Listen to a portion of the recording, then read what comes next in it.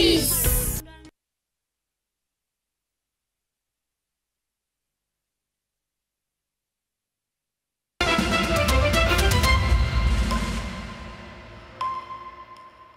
Unaweza kuanza safari na mtu na kwa roho yako you mean well, si ndio? Na unatamani mtamaliza pamoja, yeah? Lakini ukiwa unafika pale karibu, mnaendelea, unaangalia nyuma, unaona kiti ya nyuma imerushwa nje na kuna mwingine ameishika huko, unamuuliza passenger ndio huyo ameporwa mali. Hai, mnaendelea, gurudumu imeshuka, unamuuliza wewe fanya repair. Badala ya kufanya repair, ameenda na hiyo gurudumu ameenda kuuzia mwingine, kuweka kwa gari lingine. Mnaendelea, unaona sasa, jamani, tukiendelea hii safari, hii gari haifiki pahali inatakikana kufika. Si ndio hivyo? Inafika wakati unasema hii, hata kama tulikuwa tumekubaliana ati tutabadilishana pale mbele, hapa hakuna kitu tutabadilishana, kwa sababu tutafika pale mwisho hata gari yenyewe itakuwa na chassis peke yake, kuna gari ya kuata ya kupatiana. And the president has been, shall we say, out on the campaign trail, and I put that in quotes because he hasn't really joined campaign rallies. You know, his approach has been unique, and we'll get in a moment, but, you know, let me just paint this picture for you. Campaigns officially end on Saturday at 6 p.m., correct? Yep. So that means there's just about 2 days to go with that. And where have they been? They've been everywhere. But we'll first start by talking about the president, because Jamila, his campaigning is rather interesting, isn't it? Yeah. How does he couch these campaigns of his? By launching projects. Okay. Yeah. And he's done this also again. You know, we keep going back and forth. 2017 was the same thing. He was launching projects as he went around the country, trying to. Sorry, my microphone is it's almost gone. Yeah, no, it's here. Found it? Good. Found it. There you are. And now we can hear you. Hey, Jamani, see, you guys start saying that I can be heard from my house without a microphone. Yes, yes. Except today, I think we've been proven wrong with that one. Carry on. You were saying. Anyway, yes. So launching projects, and as I said, in 2017, he was doing the exact same thing. I was looking at a few articles, and he was launching roads in Kisii, and with his deputy president at the time, campaigning for himself, of course, against NASA. But then, in the past few days, the president has held over 30 meetings. He's doing an average of 5 in a day. I don't think I was trying to think whether any of our outgoing presidents were this active towards the end, and they were not. With President Moi and the late President Mwai Kibaki, and the president has been going around launching projects, but of course, politics. He's gone from Nairobi to Mount Kenya to Rift Valley to Nyanza to Western to Kisii and his other coasts. Literally, remember how the 8 provinces were, the former 8 provinces? He's already done 6. And remember, he's gone all the way to Samburu, Laikipia. And as I said, he's launching projects. He's even supposed to, I think, meeting leaders in Sagana Lodge this weekend, Gashuri, after he finishes his Mombasa tour in Lamu and Kilifi. There's a possibility there could be that meeting. And as I said, his predecessors took a low profile towards the end. They did not attend many functions. But of course, we look at the interest the president has now in who takes over. And that is Raila Odinga. And he even went to Kisumu and he told them, tuchague huyu mzee. And it's the same thing he's been saying whenever he goes on a launch project. He's been giving out title deeds. He's been launching road projects. In Nairobi, he was opening hospitals. But at the same time, that is his message. When he goes to Central, he speaks in mother tongue. In his home county of Kiambu, he spoke quite a bit. In Kisumu, he was well received, and it was the same message. Elect him, elect him, elect him. And as I said, he's been very busy. In fact, I don't think he's been this busy in the past 10 years of his presidency. Akizunguka kila mali. Yeah, and that's right. And one of the areas that he went to, I think, that has, political significance in this country, but more so for, the Uhuru duo, or should I say the former Uhuru duo, is Nakuru. There's a place that has, some symbolism for the two of them. And it was in Nakuru that he actually made that pitch for Raila Odinga, saying, afadhali tuwe na huyu mzee mtulivu. Let's listen. Afadhali mzee ambaye ni mtulivu ambaye hana haja ya kujaza mifuko yake, ambaye atachunga masilahi ya watu yake, badala ya mdomo tamtamu tamtamu tamtamu tamtamu.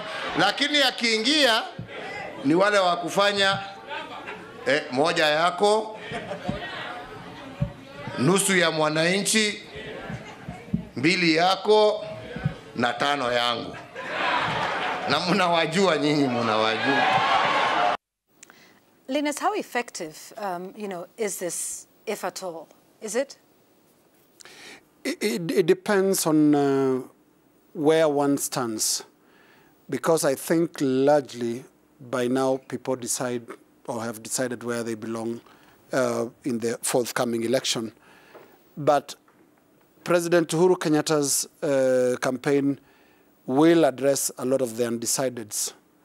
And he has taken a very, can I call it a very damaging approach, which is to target the Deputy President's character. He has several times said he is untrustworthy.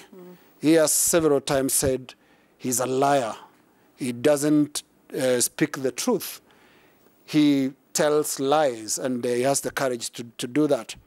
Then there is the insinuation about theft, which is another line that feeds the narrative that Deputy President William Ruto, the narrative in which DP Ruto is perceived heavily as corrupt and lacking integrity. He has gone so hard on this, and he has taken also another different approach in terms of the campaign. And I said it last time here, that he has avoided the frontal approach.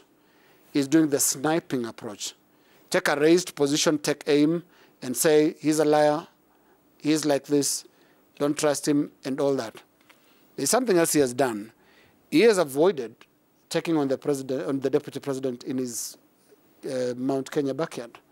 He's done this only once this week, and that is in Limuru, where again the message is the same. So potentially, he is chipping away on the issue of the credibility of the deputy president.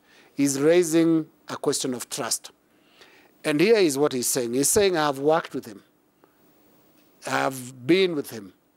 Yes, we had agreed that we are going to hand over to each other, I'm going to hand over to him. We had agreed, but no.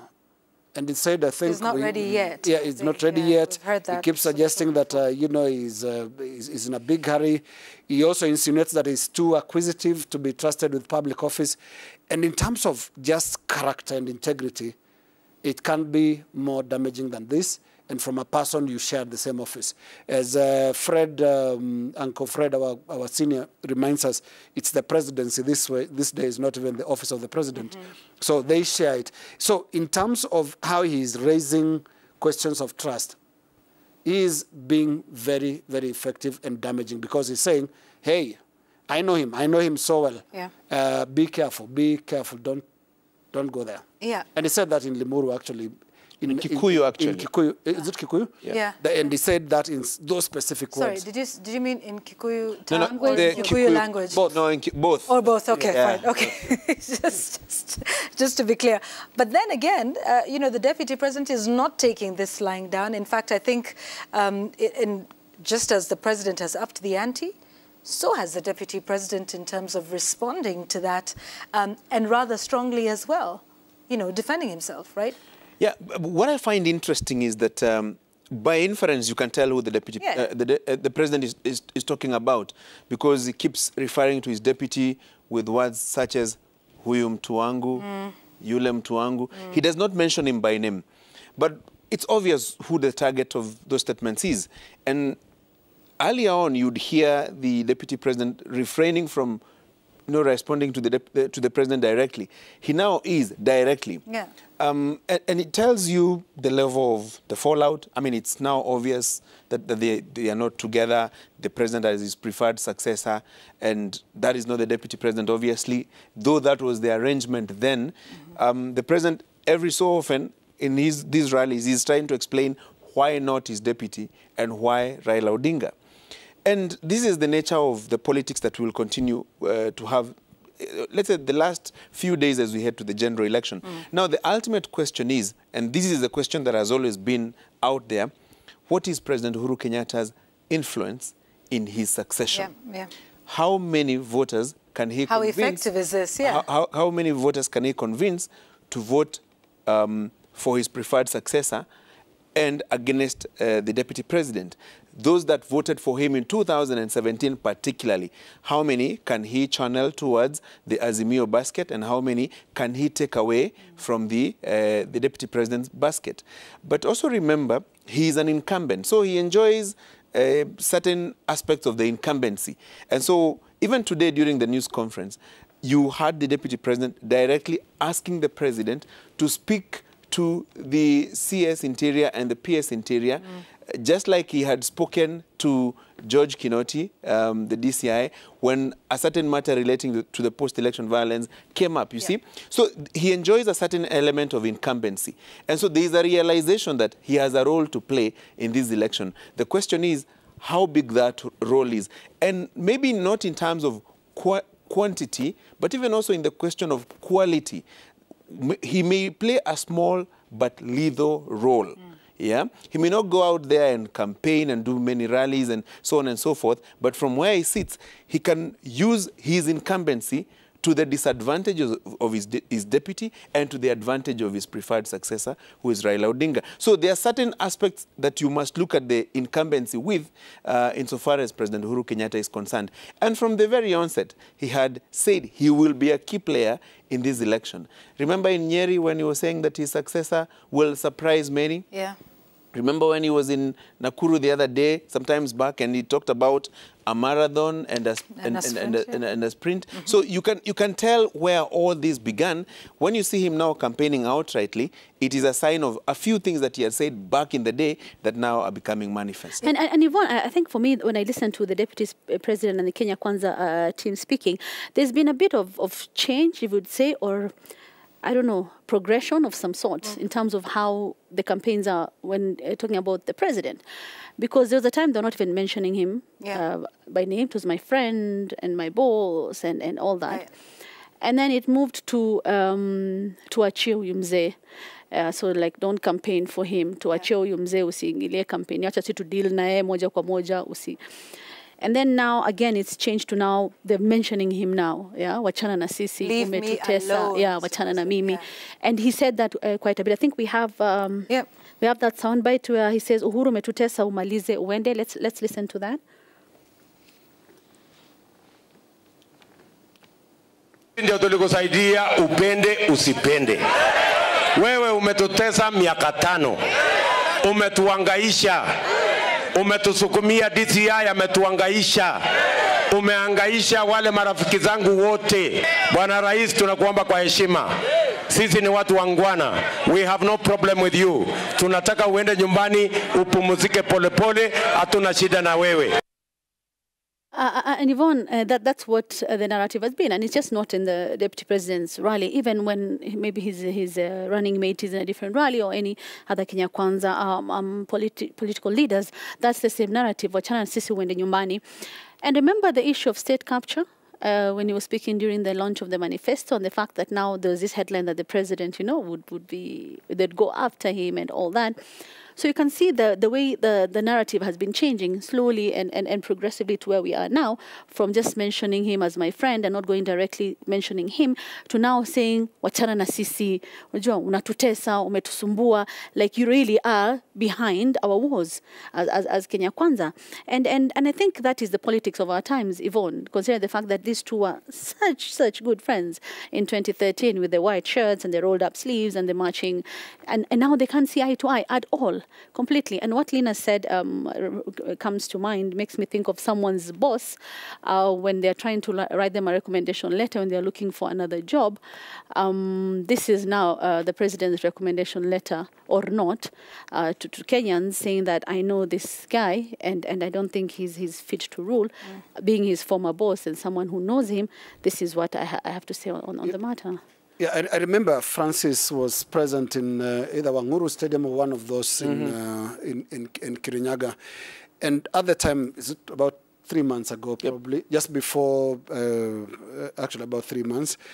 And at the time, the Kenya Kwanza UDA team was happy to invite the president. They said, Bring it on. Bring it on. Come, let's meet. And the transformation you're talking of, Jamila, is been progressive because at the time, it actually worked against the president for him to go out and campaign against his deputy president and stand up against UD and all that. Because they were just fresh from really the Tangatanga Kieleweke battle, which in my view was won by Tangatanga in terms of influencing and holding a majority of followers of the original Jubilee, that is Jubilee, URP, and TNA, and the Jubilee Alliance that brought together Uhuruto. So at the time they spoke in the stadium, things were different. But then slowly with time, they discovered that, look, it's actually damaging. And by the time they went to Gatundu campaigning, they were saying to achie huyu mzee, no, you stay away. Yeah. Stay away, don't do this. And then now what we have seen in these last 2 weeks is just an escalation like we would see in all campaigns, because now you have to throw in everything. And what you've seen President Uhuru Kenyatta doing is to put in every effort to decampaign his deputy, to question his character, to expose him for what he thinks he is. And he has done that very consistently for the last few days. That has triggered a reaction on the part of the deputy president. And the reaction has been angry, primarily. Remember, don't kill my children. Do everything you can do, but don't kill my children. Something that was very rather curious, because where are children coming in these campaigns? But it just tells you the heat of the last 2 weeks now becomes a head-on affair. If you look, for example, just the last few days, it has become almost a campaign between Uhuru Kenyatta and William Ruto. Yes, that's right. Raila Odinga is on the sidelines with Martha Karua running their thing, but really the battle has been the last few days between Uhuru and Ruto. And just a final point that has to be made. It is a battle that is very curious to watch because, like we repeatedly say, it has happened elsewhere where a president says, my deputy is not fit to succeed me. And you know, the one effect it has is exactly that effect of a bad recommendation letter from the person that is supposed to recommend you. Because if William Ruto was to seek for this job using a recommendation letter, then one has to come from Uhuru Kenyatta. How it reads right now is quite ugly. He lies. He's not truthful. He's not trustworthy. Very, very damaging in the last few days. Look at the reaction then on the part of William Ruto, and I look at the press conference today as part of how do we push back. You push back with claims. We push back with allegations. And is it working? Well, Yvonne, earlier this evening you had the PS of Interior on the receiving end. He's on the defensive. He has to explain. Even had to tell you, no, I've not been to Nakuru for the last two years. And that is exactly what William Ruto is also looking for. That how do I press back? Have them with their backs to the wall. Is it new? It's not a new thing. Right. I remember in 2002, when Raila Odinga was with the NAC, National Rainbow Coalition, and now fighting with KANU, which had, among others, Musalia Mudavadi as the presumed running mate of Uhuru Kenyatta. And what happened those times is, you know, he would throw in an allegation. There was an allegation, for example, that he made that President Moi wanted to extend the term by 6 months. Yes. You know, it's really dramatic. Yeah. And Moi, I mean, when we talk of decency, I attach a lot of decency to the late president. He had a standard below which he could not go.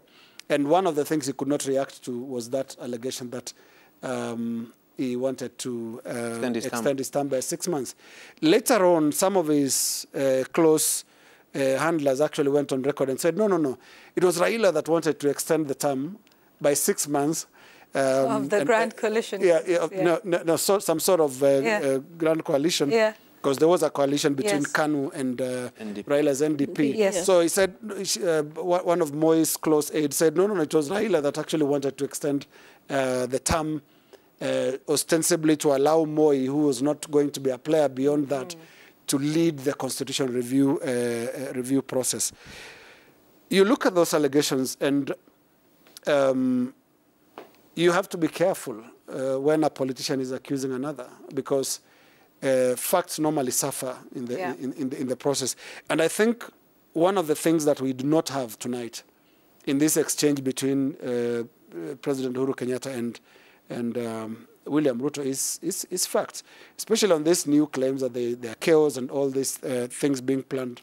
Where are the facts? Could it be that season where allegations are thrown about? I look at it this way. The sentiments out there is President Uhuru Kenyatta, stay back. Let us, the contestants, get to the ground, to the field. Tumenyane. It's an invitation that I doubt the president would take, because, put it this way, he's an interested party in his succession. And being an interested party in his succession, he is playing a role in that succession. And that is now where the question of his influence comes in. You see, this contest is being played in all forms.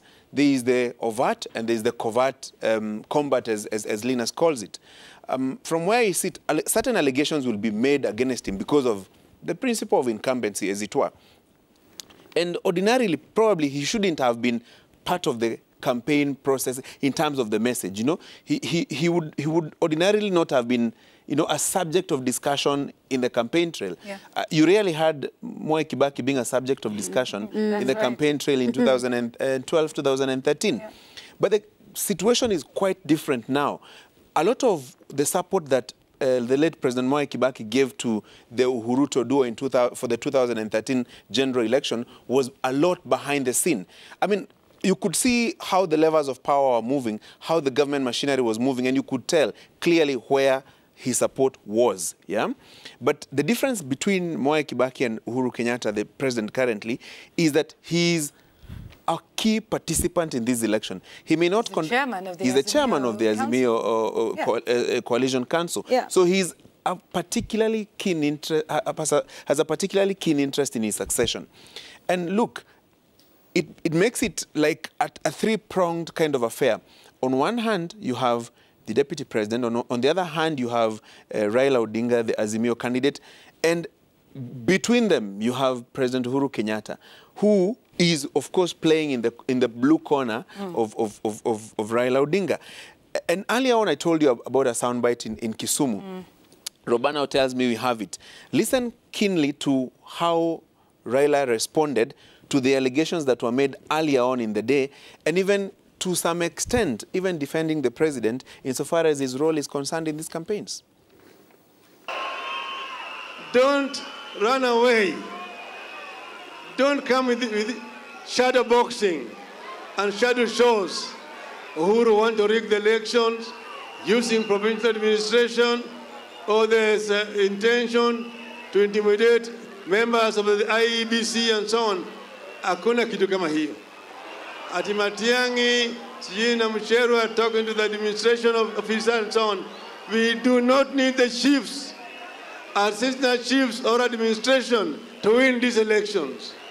We will win this election through the vote of the people of Kenya. See what I was telling you? The roles have reversed. The shoe is on the other foot.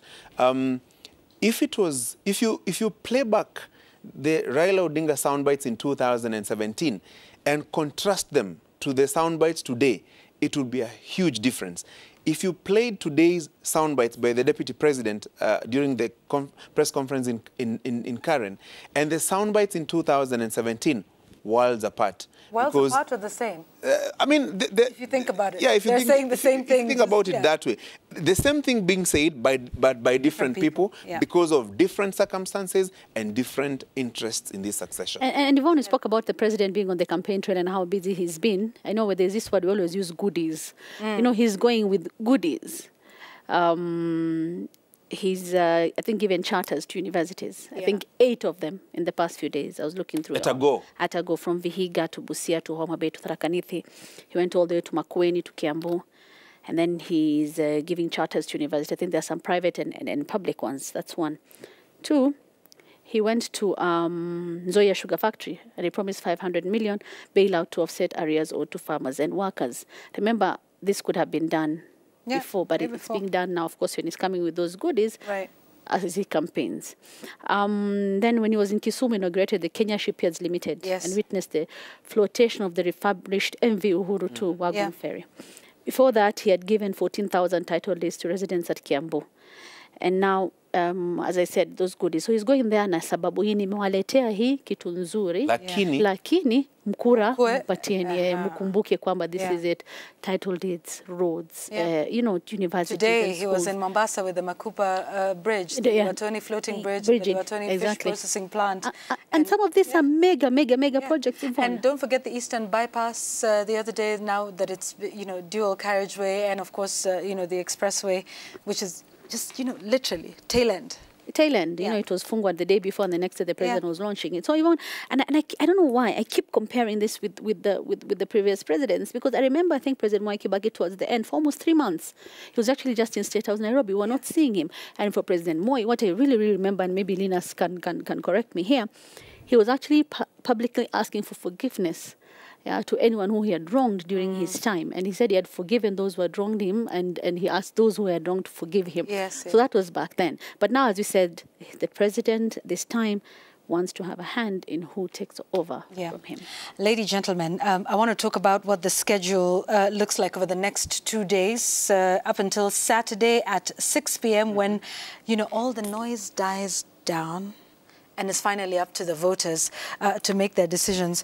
And it's a busy schedule for all of them, including now the possibility of Nyayo Stadium. I think after the High Court you know, made its decision when Kenya Kwanza went to court after being denied that as a final venue. And somehow even that final venue is something that is very important. You know, where you go to last. I believe, I think today Raila made his final trip to Kisumu. And then what happens next? What is that schedule looking like for both of them up until Saturday? Tomorrow, Raila will be in Mombasa, and on Saturday he will be in Nairobi. Those are the 2 main rallies that he remains with, the final push, the final pitch, if you may like. Tomorrow, the Deputy President will be in Laikipia, Nyandarua, and Nakuru counties, 1 day. Then on Saturday, he will be in Narok, then finalize in Nairobi. And it is also important to take note of some of the places they have been to in the last few days, particularly this week. You've seen the Deputy President go to Kirinyaga, to Kiambu, to Makueni, to Kilifi, to Mombasa, to Laikipia, you know, Nyandarua tomorrow, and Nakuru. The ODM leader and the Azimio presidential candidate has been to Meru, Nyeri, Laikipia, Nakuru, Machakos, Narok, Eldoret, Kisii, Kiambu, Kakamega. Quite a huge amount of votes in these counties that they are going to. And you look at it this way, you first go to your strongholds, if you may like, just to consolidate the numbers there. And the pitch they are in is turnout. You know, go out there, turn out in your numbers. You have this number of registered voters. Please make sure that everybody turns out to vote. And then on the other hand, you also try to raid your opponent's strongholds. You know, try and go there and present a different narrative, like, you know, try and pinch a bit of the support base that you may have there. Ultimately, this election, in my opinion, will be about turnout. How many of your supporters can actually move from their homes to the polling stations? Put it this way, how many of the people who have been attending rallies, the crowds that we have seen, the energetic people in the crowds, this is now the opportunity to separate the wheat from the chaff, if you may like. This is the opportunity to translate the multitude of people who have been attending political rallies into voters into votes. Because in some places, Yvonne, put it plainly, if you, for example, go to Githurai, that very, very famous roundabout, yes, you're more or less likely to address the same people. If depending on who goes, you're likely to address the same people, yeah? They will turn up and listen, and, you know. Yeah. But now the question is, now that they have turned out to listen to various people in that roundabout, ultimately, who will they vote for? You see? If you go to Kisumu, if you go to Mombasa, if you go to Nakuru, if you go to Nyeri, you're more likely to address the same people. But now the question is, those people that you have addressed in rallies, how many can you convert from people who have attended a rally to voters who actually go out and vote? And let me tell you, Yvonne, the longest journey is that of from your house to the polling station. And queue. It is a very long journey, by the way. It is. And it is a journey that requires a lot of mobilization, a lot of effort, and more often than not, a lot of resources are used just to move people from their homes to the polling station. Very critical journey. Yeah. There's something Francis says there, and it's really pertinent about this election, that conversion. You see huge rallies, but when do you convert that to a vote? And that is the most unique thing about this election. Why you would see, especially the two leading candidates, William Ruto and Raila Odinga, operating in a way that demonstrates lack of the sure-footedness they had in the past. Yeah.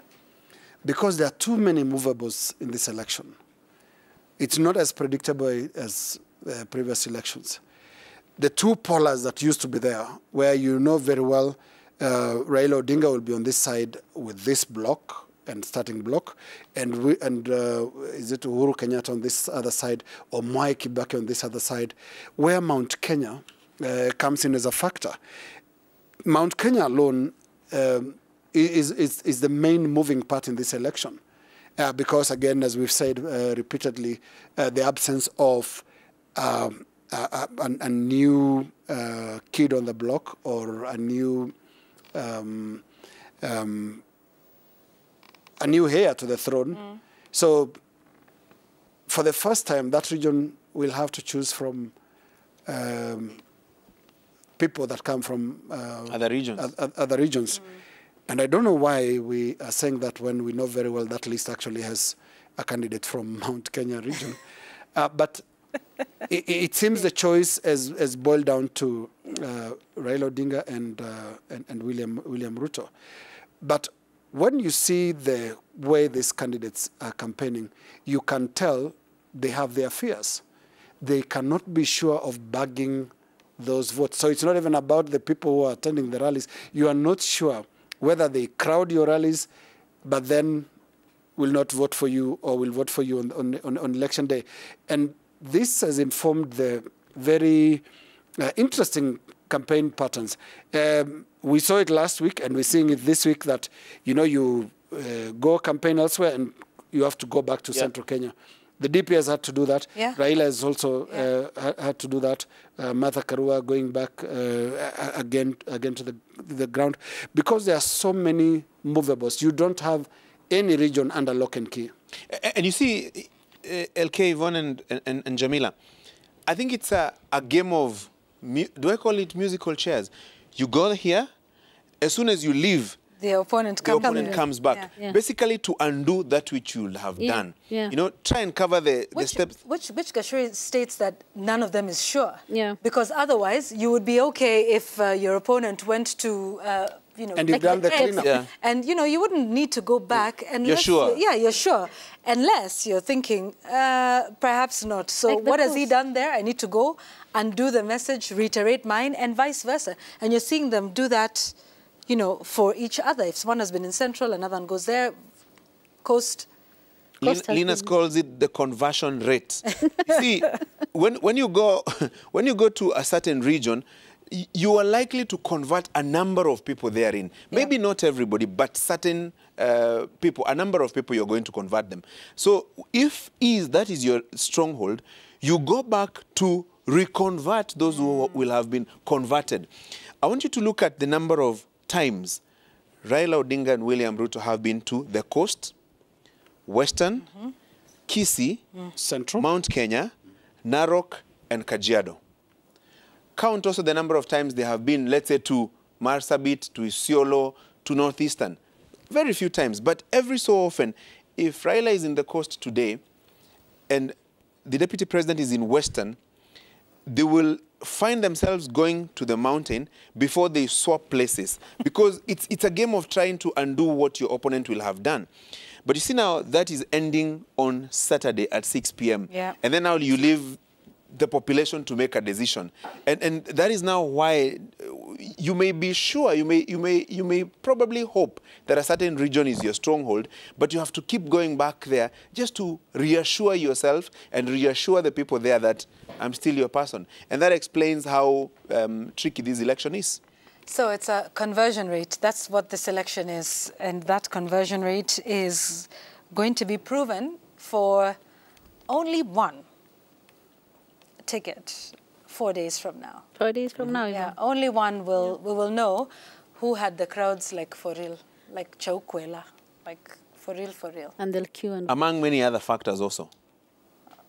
Like? Yeah, I mean, turnout. Well, it's, yeah, but it's conversion, whichever way. Whichever way, Turnout, yeah. support, whatever, you know. Mobilization. Mobilization. Yeah. Because truth is also, there are people who attended rallies, but may need that final conviction to go out and vote. Gashwid, you know, I was being told, I was trying to get a ticket for a relative to travel to Northeastern, and they were telling me, hakuna tiketi zimekuwa booked, ndege zimekuwa booked, magari yamekuwa hired, sababu watu wameenda nyumbani kupiga kura. There you go. Yeah, and yeah. Kupiga kura ama kupiga What I've never understood, however, what I've never understood, Jamila, is how you could be a resident of, let's say, Umoja or Rongai, hi, Linus, but you live there 5 years, every day for 5 years, but you go back to the village to vote for an MCA that you will not encounter for the next 5 years. I've never been this personal, Francis. Bazookas. I'll actually be voting in Osinoni village. Yeah. Like I've always voted. Hey, for real? Yes. Yeah. Hey, for real? I did that deliberately so that I can understand. You're smoking me out. Okay. So that I can understand from Linas, what is that attachment with the rural voting? Nyumbani. Because I have spoken to a number of my friends and they're telling me they're traveling up country tomorrow. Yeah. To go and vote. And I was asking what... Or vote and then travel. Vote and come back. Vote and come back, yes. Yeah. And that explains why back in the village, there are many people who have voted for MCAs that they have no idea who they are. They have voted for members of parliament that they have no interest in. And probably that should tell us... But same thing applies even in the city. The city, Absolutely. A lot of city voters really care about the president and maybe the governor. Yeah. And then you go further down the list and wonder, who is this? Yeah. Or am I doing 6Ps or not? Yeah, am I doing 6Ps? Or because there is absolutely no much attachment. Yeah. When I go to Osinoni, it's because I know the area. I know everybody. I know their problems. And I would even say, you know, so is a better choice. So is a better choice. Nice. I'm better off picking an MCA in Transmara than picking an MCA at St. George's. Oh, interesting. Oh my God, he's just hit on us St. George's voters. But let me put it this way, summarize by saying this. On Tuesday, just prepare for the result, prepare to vote and prepare for the results. That candidate that you've held with a lot of emotions, he's likely to win or he's unlikely to win. So be prepared to leave with a candidate you did not like. Yes. Yeah. Actually, be prepared to be governed by a president that you didn't support. True. Or be prepared to be governed by a governor that you never supported. Because that's why an election is a buffet. I mean, people will make their choices at the end of the day. The majority will have their way and the minority will have their say. So, weka kwa lungs. You know, when you paused there for a moment, Francis, I thought you said prepare for tears. Of course. That too. Major tears. Of course, premium. Yeah, premium. I think everybody, I don't think there's any one person who will have, well, it's statistically possible that there would be a few voters who would have all their choices from president to in all the 6 seats, you know, have that right. Like that would be hitting the jackpot, wouldn't it? So listen, this is where we end this show. On this side of things on this side of this electioneering period. And I dare say this is the last news gang of this administration. The next time we will see you... Correction from Tom Wolfe. Yeah. What he says, look at the calendar of transition. Yeah, it may take a bit of many weeks. Yeah. Okay. So that was us being optimistic. Yeah. So that everything happens quickly and on schedule as it should. But yes, so there could be a number of shows. And bear in mind all the scenarios. Actually, right. because I mean, there's a go. possibility. Put all the scenarios on the table. Possibility of a round one winner. There is a possibility of a nullification. There's a possibility of a runoff, a repeat poll. So all those are variables on the table. Okay. It will depend on how the voter decides on Tuesday. Yeah, but either way, we will be here with you on Tuesday as you vote and as the votes are tallied, counted, transmitted, and a final result announced, and whatever happens thereafter. And we may have a new home. Oh yeah, by the Tunahama. Tunahama. So the next time you'll see us will be in a new fancy pad. We'll see you. Kutane town ingine. Kutane hiyo town. Listen, thanks for watching. Listen every Thursday. In Kutus. We shall see you again very soon. Actually, sooner than Tuesday, in fact. Yeah. Have you seen the promo running? It'll be sooner than Tuesday. Good night, everybody. We'll see you that time. Sooner than Tuesday. Sooner than soon. Bye-bye.